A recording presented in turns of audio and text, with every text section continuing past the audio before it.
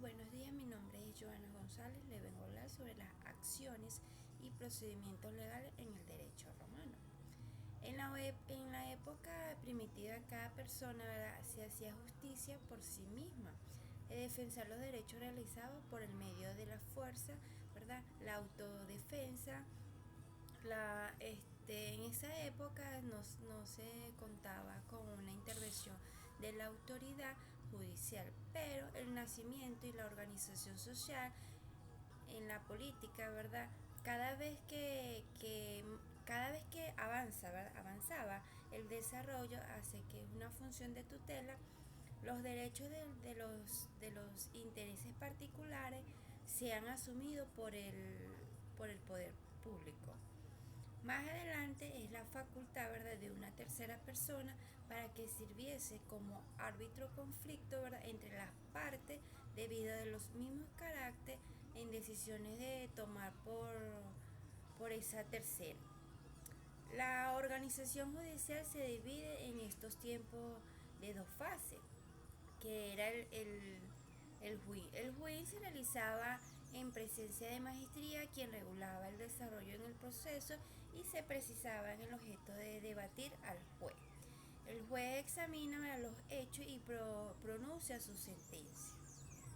Existieron 5 tipos de leyes y acciones, que era acción sacramental, que dice que consiste en una apuesta de cruzada parte, ¿verdad?, que tenía el valor de juramental de carácter de sacro.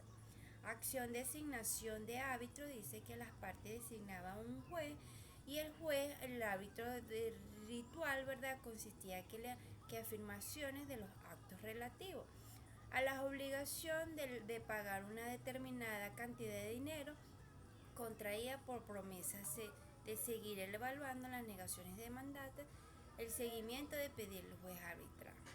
Acciones condicionales, dice que se aplicaban, ¿verdad?, para reclamar las cantidades de cierto dinero en cosas ciertas. Acciones de apoderamiento personal, dice que es una acción, ¿verdad?, de la ley por presión corporal que consiste en obligar al deudor a ejecutar la sentencia mediante el apoderamiento por parte del acreedor en la persona física del deudor.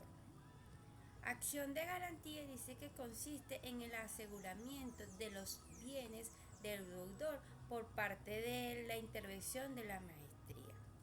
El procedimiento de formulario ordinario, dice que está en la situación del ius vocatis. Dice que donde el demandante tenía que dar a conocer el demandado la acción que pensaba establecer contra él.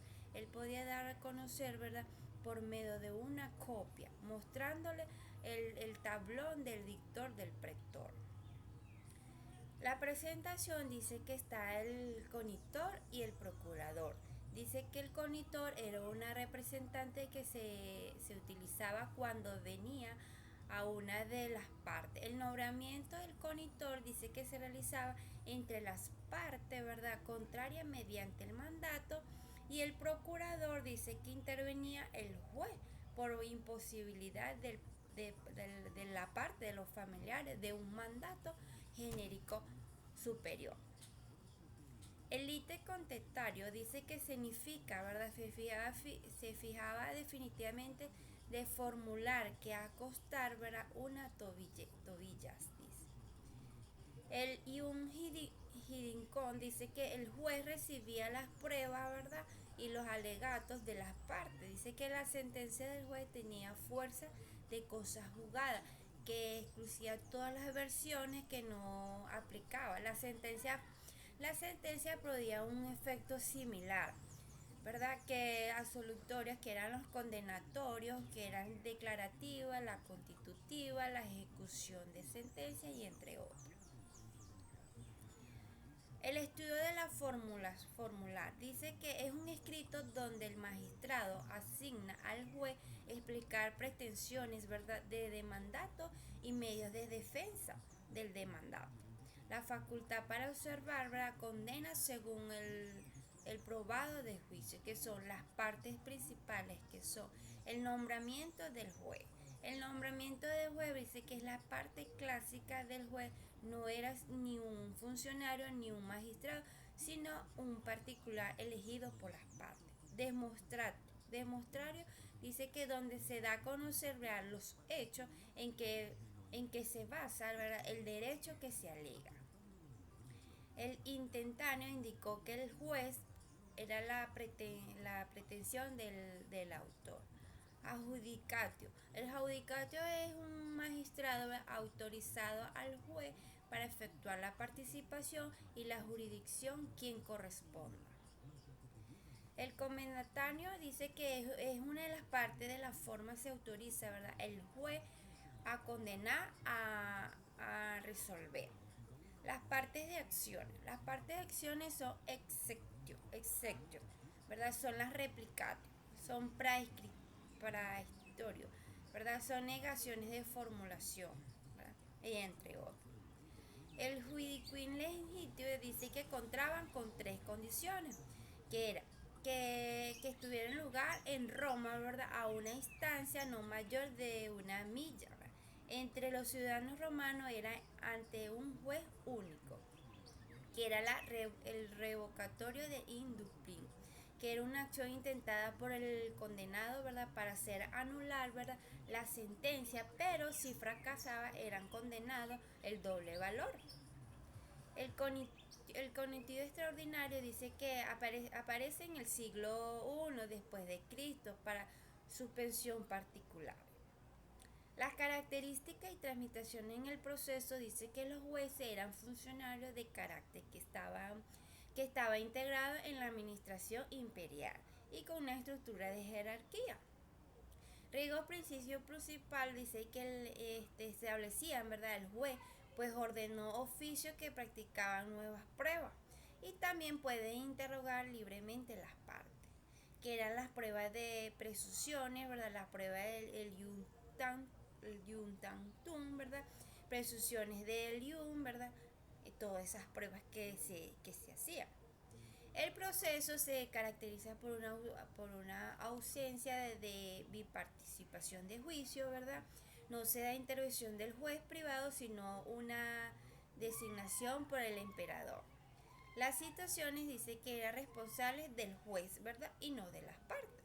En el proceso dice que el día fijado comparece las partes de sus presentaciones. Se realizaba una firma oral, ¿verdad?, y se levantaba una acta. La sentencia era el juez la dicta, ¿verdad?, en la presencia de las partes una vez que terminó el litigio. Acciones y excepciones dice que es un medio procesal que por el pretor, ¿verdad?, o que otorga a los ciudadanos en Roma para defender sus derechos de intereses legítimos. Existe dos conceptos de actio, ¿verdad?, que era el punto de vista formal y el punto de vista material.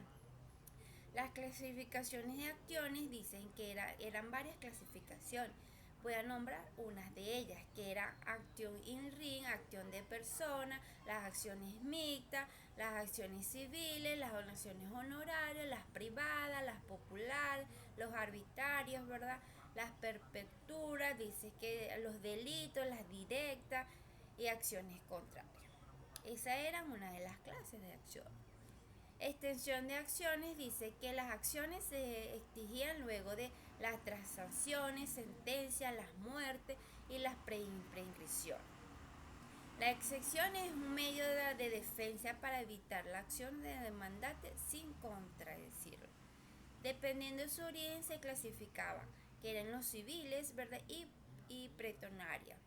Se basaba en la última generación, que era el rey judicial, que era perpetual, al temporal, el personal, el real y la extensión. Esto es todo un resumen, ¿verdad?, de las acciones del procedimiento del derecho romano. Gracias, espero que le haya entendido.